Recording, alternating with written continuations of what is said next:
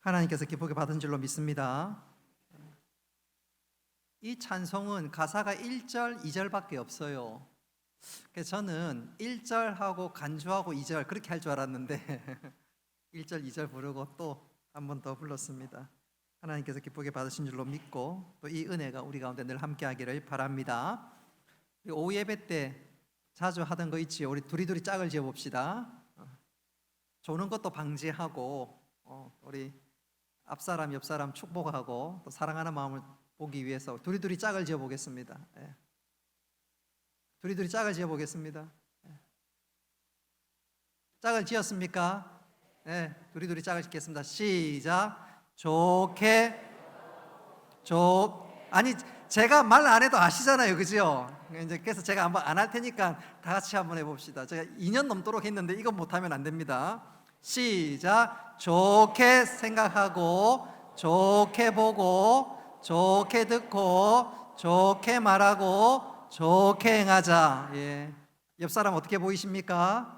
좋습니다. 오늘 이 시간 대제사장이신 예수 그리스도라는 제목으로 말씀을 전하도록 하겠습니다. 코로나가 창궐한 이후로 가장 발전한 산업 중에 하나는 소위 배달 산업 혹은 배달 시장입니다. 얼만큼 발전했는지 통계를 보면 깜짝 놀랄 만합니다. 2017년 코로나 오기 한 2, 3년 전이죠. 2017년 2조 4천억, 시장 규모가 2조 4천억인데 코로나 초입으로 들어갔던 2020년에는 시장 규모가 17조 6천억 원으로 집계되었습니다. 퍼센테이지로 치면 864%가 성장했습니다.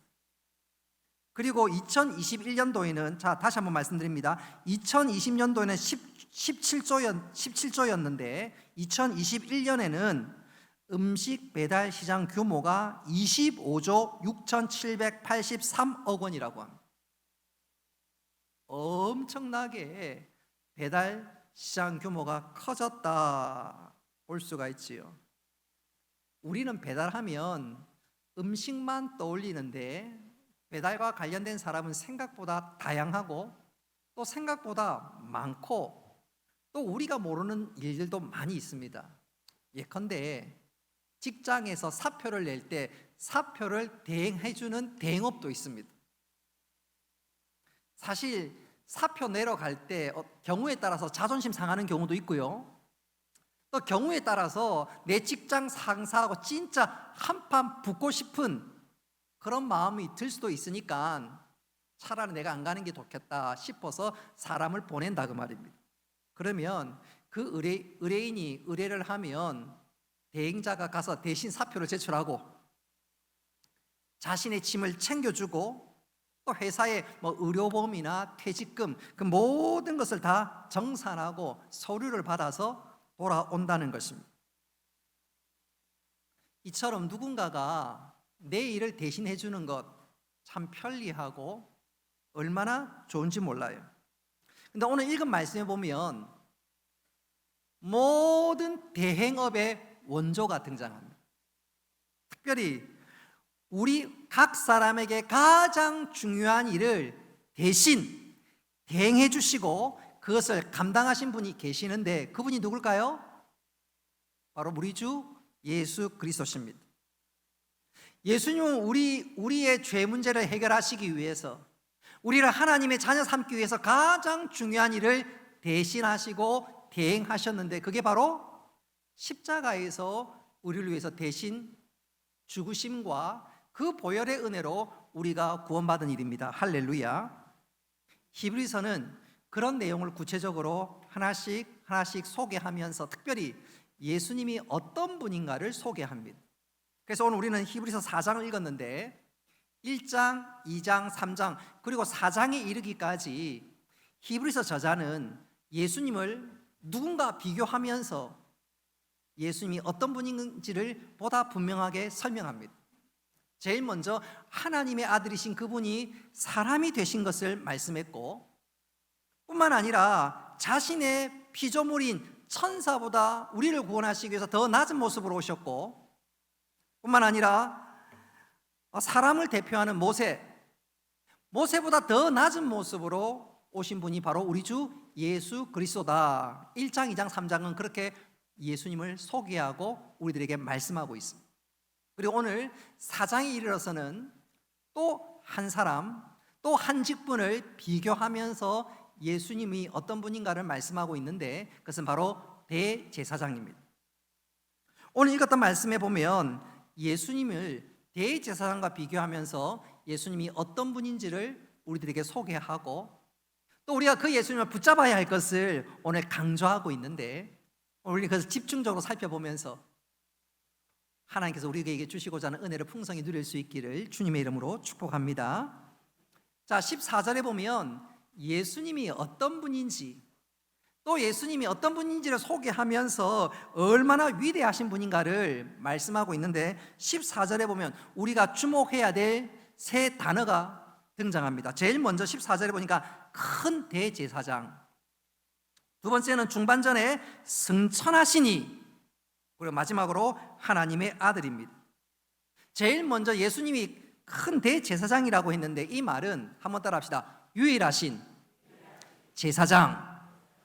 이것은 유일하신 하나밖에 없는 제사장이라는 말입니다. 지금까지 구약시대 때 모든 제사장은 짐승들을 잡아서 제사했습니다. 그리고 그 짐승의 피로, 그 짐승의 피의 어떤 대속함으로 하나님 앞에 죄를 용서받았는데, 예수 그리스도는, 그 대제사장은 자신이 친히 제물이 되어서 우리의 모든 죄를 대속했습니다. 요한복음 1장 29절에 보면 예수님을 가르쳐서 세례 요한이 뭐라고 얘기하냐면, 보라, 세상 죄를 지고 가는 하나님의 어린 양이로다. 예수님이 유일한 대제사장이 되심은 다른 제사장과는 다릅니다. 다른 제사장은 짐승을 잡고 또 잡고 불완전했습니다. 그러나 예수님은 당신이 친히 대제사장이 되시고 당신이 친히 제물이 되셔서 우리의 모든 죄를 사해 주셨습니다. 그래서 우리가 그 예수님을 붙잡기만 하면 그 이름으로 말미암아 하나님 앞에 나아갈 수 있고, 하나님께서 우리를 사랑받는 아들이라고 딸이라고 부르니, 예수님은 대제사장, 큰 대제사장이요 유일하신 제사장입니다. 역사가 생긴 이래 이런 제사장은 없고 오직 우리 주 예수 그리스도만이 우리 모든 죄 문제를 해결해 주시는 참된 제사장이십니다. 할렐루야. 뿐만 아니라 14절에 보니까 예수님을 승천하시니라고 그랬습니다.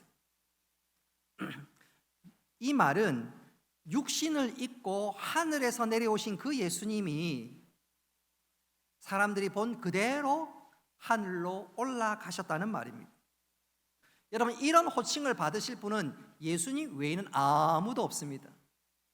누군가는 그렇게 질문할 수 있겠지요. 아니 목사님, 구약에 보면 에녹도 그랬고 또 엘리야도 죽음을 보지 않고 하늘로 올라가지 않았습니까? 예, 맞습니다. 그런데 예수님과는 본질적으로 다릅니다. 엘리야와 에녹은 자기 힘으로 하늘에 올라간 것이 아니지요. 하나님께서 올려주셨습니다. 그러나 예수님은 타의가 아니라 당신의 힘으로, 부활하심으로 만왕의 왕이신 그가 하늘로 스스로 올라가셨습니다. 이것이 엘리야와 에녹과 비교할 수 없는 위대하신 예수 그리스도임을 말씀하는 거죠. 그리고 오늘 14절 맨 마지막에 예수님을 하나님의 아들이라고 얘기했는데, 여러분, 유일하신 하나님의 아들은 우리 주 예수 그리스도 외에는 아무도 없습니다. 오직 주님에게만 붙일 수 있는 호칭이지요. 그러니 14절 말씀은 예수님이 얼마나 대단하고 위대하시고 피조물인 우리와 비교할 수 없는 분임을 말씀하고 있습니다. 자, 오늘 4장은 예수님이 어떤 분인가를 말씀하시면서 대제사장과 비교하는데, 이 땅에 있는 대제사장보다 훨씬 대단하고 탁월하시고 위대하신 분임을 우리가 명심해야 합니다. 자, 그렇다면 구체적으로 이 대제사장 예수 그리스도는 구체적으로 어떤 일을 행하셨을까? 어떤 일들을 행하셨습니까? 구약에 보면 대제사장들이 하는 일들이 많은데, 그렇다면 진짜 대제사장이신 예수 그리스도는 과연 어떤 일을 하셨습니까? 방금 말씀드린 그대로 우리를 위해서 구원의 문을 활짝 열어 놓으셨지요. 저는 이것을 이렇게 한번 강조해 보고 싶습니다. 우리가 중학교, 고등학교 다니면 세계사를 배우는데, 그 세계사 배우는 과정에 프랑스와 영국 사이에 큰 전쟁이 있었다, 그 사실을 배웁니다. 그래서 우리는 가르쳐서 100년 전쟁이라고 합니다. 14, 5세기에 일어났던 100년 전쟁. 이 전쟁 중간에 프랑스의 북부 도시 칼레가 영국군에 의해서 포위가 되었습니다. 여러분, 칼레 보이십니까? 여러분, 프랑스 북부, 그냥 여러분 그림 보면 맨 위쪽으로 한번 보십시오. 맨 위쪽에 영국 바로 옆에 뭐 작은 도시 하나 보이죠? 거기가 칼레입니다. 영어로는 칼레고 프랑스어로는 깔레입니다. 깔레. 편의상 칼레라고 얘기를 하는데, 이 프랑스의 북부 도시 깔레가 영국군에 의해서 포위가 되었습니다. 깔레 시민들이 1년을 버텼지만 더 이상 버틸 수 없어서 두 손을 들고 항복하고 말았습니다. 깔레를 정복한 영국 왕 에드워드가 1년 동안 버틴 프랑스가 얼마나 괘씸한지, 그리고 1년 동안 자신들의 병사도 적지 않은 사람이 희생되었고, 또 엄청난 그 물자들을 소비해야 됐고, 그러니까 소위 말해서 독이 오를 대로 올랐습니다. 그래서 에드워드 3세가 명령하기를 깔레의 모든 시민들을 다 죽여라, 남김없이 죽여라.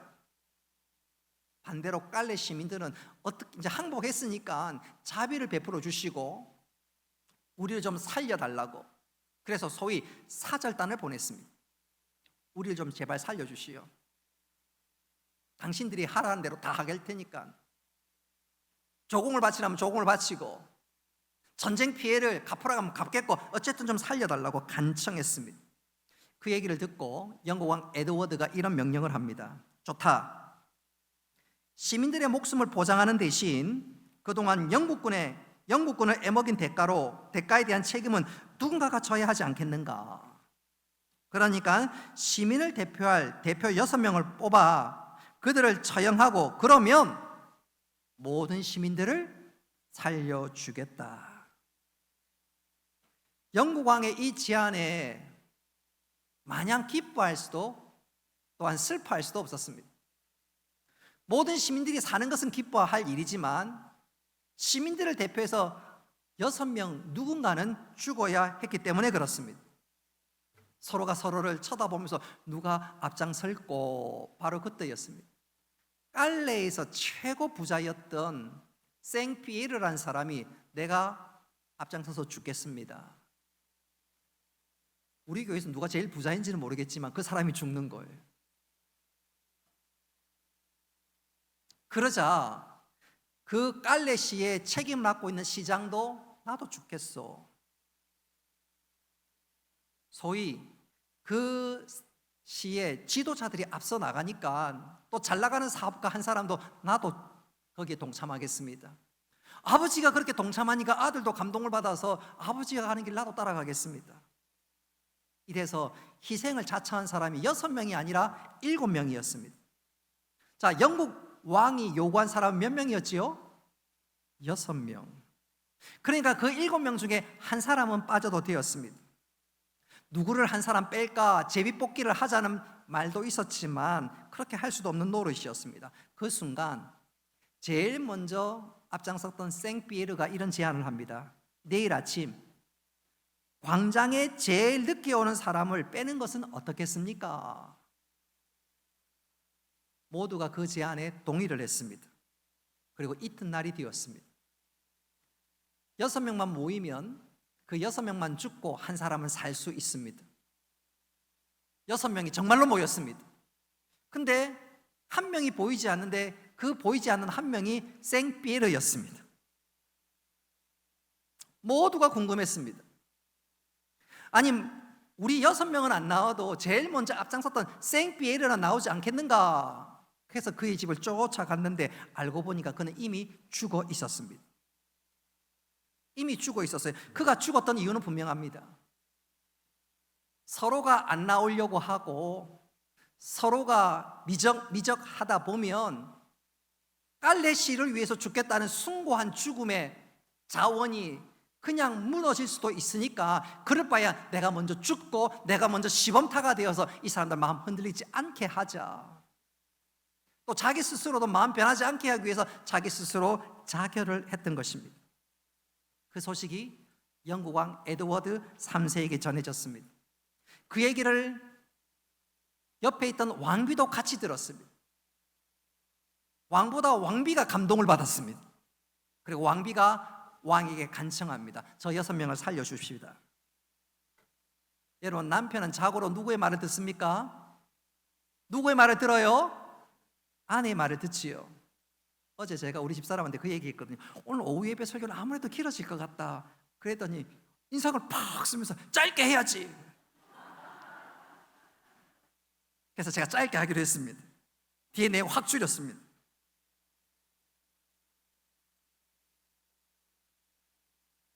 여섯 명을 다 죽어야 되지만 그 왕비의 제안에 영국 왕이 또 감동받고 6명을 다 살려주었습니다. 깔레 시민도 살고 스스로 죽겠다고 자청했던 그 6명도 다 살게 되었습니다. 생피에르의 죽음을 통해서 모두가 삶을 얻게 되었습니다. 그리고 이로부터 약 550년이 지난 1895년에 프랑스의 유명한 조각가 로댕에게 부탁을 해서 그의 죽음을 기렸으면 좋겠습니다 해서 만든 조각상이 그 유명한 깔레의 시민들이라는 작품입니다. 그래서 프랑스 사람은 생피에르의 죽음을 잊지 않고 또 이것이 계기가 되어서 프랑스 사람들이 가지는 정신 중에 하나가, 한번 따라해 봅시다. 오블레스 노블리주. 오블레스 노블리주. 지도자가 먼저 앞장서고 내가 헌신한다, 그런 의미가 담겨져 있지요. 여러분, 누군가를 위해서 먼저 희생한다는 것 너무너무 귀하고 너무너무 아름다운 일입니다. 근데 이것보다 더 놀랍고 아름다운 죽음과 더 아름다운 길이 하나 있는데, 더 아름다운 길을 열어주신 이가 있는데 그분이 바로 우리 주 예수 그리스도십니다. 할렐루야. 여러분, 깔레 시민을 위해서 죽은 사람들은 깔레를 좀 사랑하고 나름대로 책임감이 있어서 죽었는데, 예수님이 우리를 위해서 죽으신 죽음은 보통 죽음이 아닙니다. 그분은 모든 만물의 영광 받으실 그분이요, 더 중요한 것은 우리는 영적으로 보면 하나님과 원수된 자들입니다. 본질상 진노의 자녀입니다. 하나님께서 진짜 객관적으로 우리를 보면요, 이쁜 구석이 하나도 없어요. 근데 예수님이 우리를 위해서 십자가에서 대속의 죽음을 죽으셨습니다. 십자가 위에서 나의 하나님 어찌하여 나를 버리시나이까 외마디 비명도 지르셨습니다. 하나님 그 모든 소리를 다 귀막으시고 예수님을 십자가에서 죽게 하셨습니다. 그리고 그 대속의 보혈로 우리가 구원받았습니다. 할렐루야. 얼마나 감사한 일입니까? 그런데 예수님이 하신 일, 대제사장이신 예수 그리스도가 하신 일은 그것이 전부가 아닙니다. 전부가 아닙니다. 또 한 가지 중요한 일을 하셨는데, 오늘 살아가는 우리를 위해서 또 중요한 일을 하고 계시는데, 그게 바로 15절 말씀입니다. 오늘 본문 성경이 번역이 조금 아쉬워서 이전 성경으로 제가 여러분들 소개할 텐데, 자, 스크린에 나와 있는 15절 이전 성경입니다. 이전 성경 우리 같이 한번 읽어보겠습니다. 시작.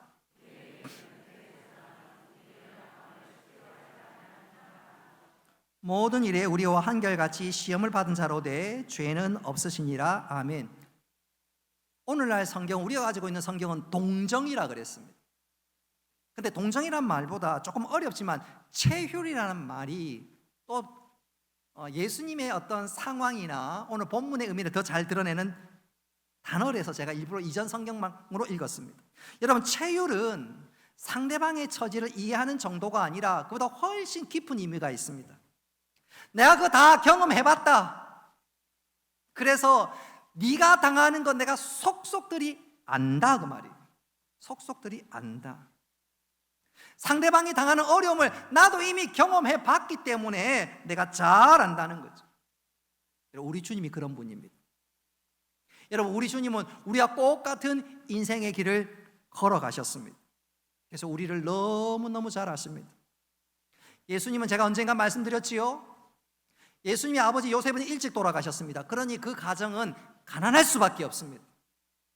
또 예수님은 동생들을 양육하고 키워야 했습니다. 그리고 예수님은 어떤 면에서 소위 소년 가장이었습니다. 가난도 잘 알고 가정의 책임감도 누구보다 무겁게 지신 분이셨습니다. 그뿐만 아니라 예수님은 제자들에게 배신을 당했습니다. 여러분, 우리가 살다 보면 사기도 맞고요, 친구들에게 배신도 당하고요, 뒤통수도 맞지요. 그러면 진짜 살고 싶은 마음이 들지 않을 때가 혹 있지요. 심지어 예수님은 가룟 유다에 의해서 팔리고 십자가에서 죽임을 당하셨습니다. 예수님은 우리의 인생의 가장 깊은 골짜기를 지나신 분이십니다. 혹 우리 가운데 예수님은 나를 몰라요, 내 형편을 모르실 걸 천만의 말씀입니다. 예수님은 인간관계에 가장 어려운, 뒤통수도 맞고요, 죽임도 당하고요, 가난도 겪으셨습니다. 가난이 뭔지, 한 가정을 책임진다는 것이 얼마나 무거운 일인지 예수님 너무너무 잘 아십니다. 우리 예수님은 그렇게 우리의 모든 삶들을 채워주셨습니다. 그러나 정말로 중요한 것은 그 예수님은 우리를 능히 도우실 수가 있습니다. 할렐루야. 저보다 조금 윗세대들은 그런 분들이 종종 있습니다. 정말로 공부 잘하고 정말 똑똑한데 집안 형편이 어려워서 더 이상 공부하지 못하는 경우들이 혹 있지요. 나는 정말 똑똑한데 오빠한테 소위 몰빵하는 바람에 공부 많이 못하고 좋은 거 먹지도 입지도 못하는 경우들 혹 있지요. 그렇지 않습니까? 아버지라고 어머니라고 왜 안 도와주고 싶어요? 밀어주고 싶지요. 근데 능력이 안 돼서 그러지 못할 때가 얼마나 많습니까? 예수님은요, 그렇지 않습니다. 우리가 똑같은 인생의 길을 겪으셨고 우리를 능히 도와주실 수 있는 분이십니다. 할렐루야. 이게 중요한 거예요. 저는 이것을 이렇게 한번 강조해보고 싶습니다. 제가 아는 어떤 집사님은 저에게 그런 얘기를 한 적이 있어요. 목사님, 저는요 제일 존경하는 인물이 신사임당입니다. 그래요. 그게 왜 그래요 집사님? 그래 물어보니까 옛날에는 세종대왕을 제일 존경했거든요. 이제는 신사임당을 제일 존경해요. 이해가 안 되시는 분들 있지요? 집에 가서 곰곰이 한번 생각해 보시기 바랍니다.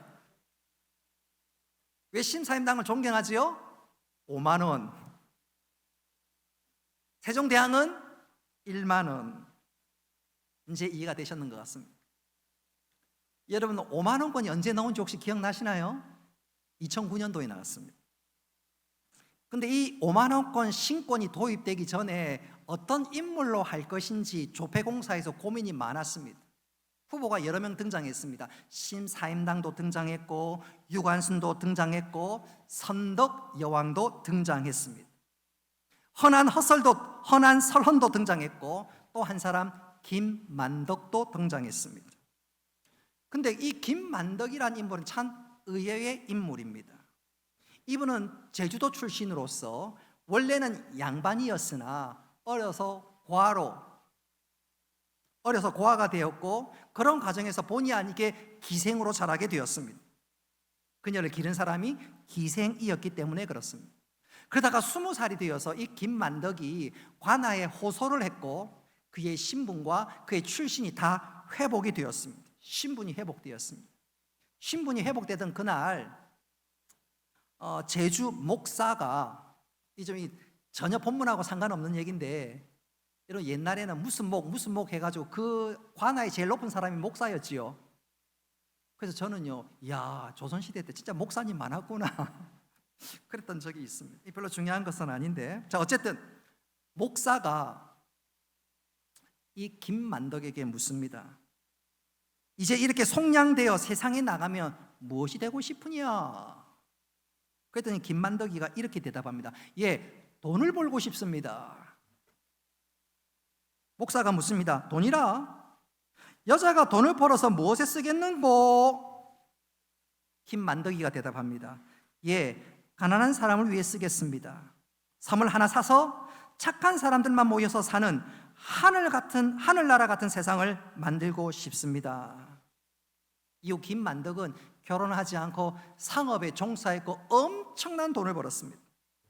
그러던 중에 제주에 큰 흉년이 났습니다.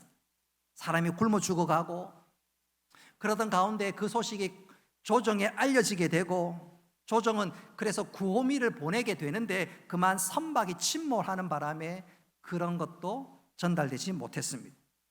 이 소식을 김만덕이가 들었습니다. 그 얘기를 듣고 자신의 모든 재산을 끌어모아서 그 중에 11조, 10분의 1은 자기의 친척을 위해서 쓰고 나머지 모두는 가난한 사람, 배고른 사람 도우라고 가나의 모든 것을 다 보내주었습니다. 당시 여성으로는 도무지 상상할 수 없는 일이 일어났고 그 일로 해서 많은 사람들이 그 위기 가운데 살 수 있게 되었습니다. 바로 그때 사람들은 깜짝 놀랐을 뿐만 아니라 그때 그녀가 그 일을 하면서 입에서 되뇌었던 말이 있습니다. 되뇌었던 말이 있습니다. 한번 잘 들어보십시오. 내가 고생해 봐서 아는데, 내가 겪어봐서 아는데, 내가 겪어봐서 아는데. 여러분, 우리에게도 그런 분이 계십니다. 바로 우리 주 예수 그리스도십니다. 할렐루야. 예수는 우리의 형편을 너무너무 잘 아십니다. 우리가 똑같은 인생의 길을 겪으셨습니다. 우리를 너무너무 잘 아십니다. 그래서 우리 주님은 우리를 이해하실 뿐만 아니라 내가 겪어봐서 아는데 우리를 이해하시고 내 편이 되으시고 능히 도와주실 수 있습니다. 할렐루야. 자, 그렇다면 우리가 해야 될 일이 뭘까요? 특별히 내가 어려움을 당하거나 위기를 만난 분 계신다면 내가 해야 될 일이 뭘까요? 우리 16절 말씀 다 같이 한번 읽어보도록 하겠습니다. 시작.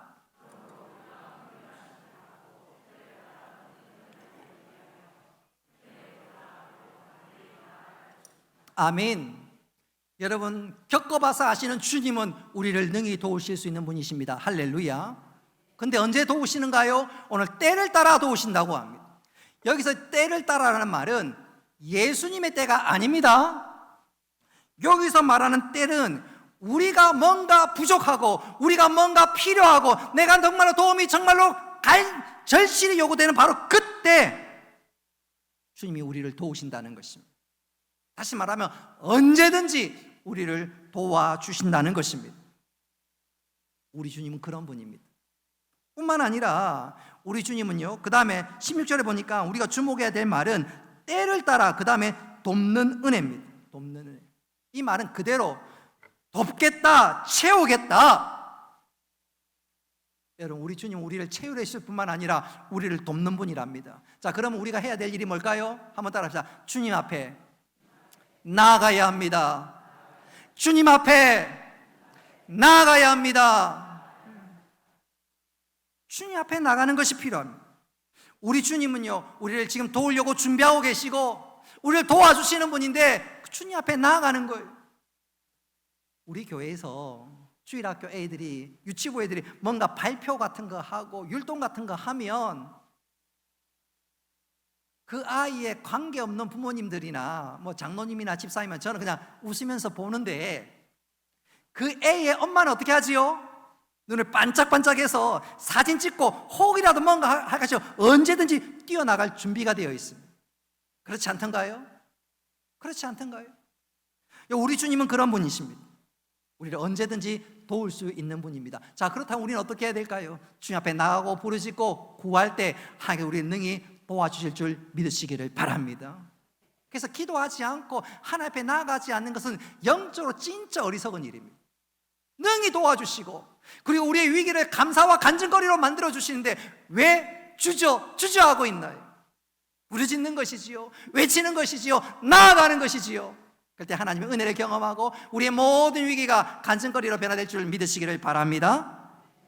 저는 이것을 이렇게 강조하면서 설교를 마무리할까 합니다. 남아메리카 바다를 항해하던 배 하나가 조난을 당했습니다.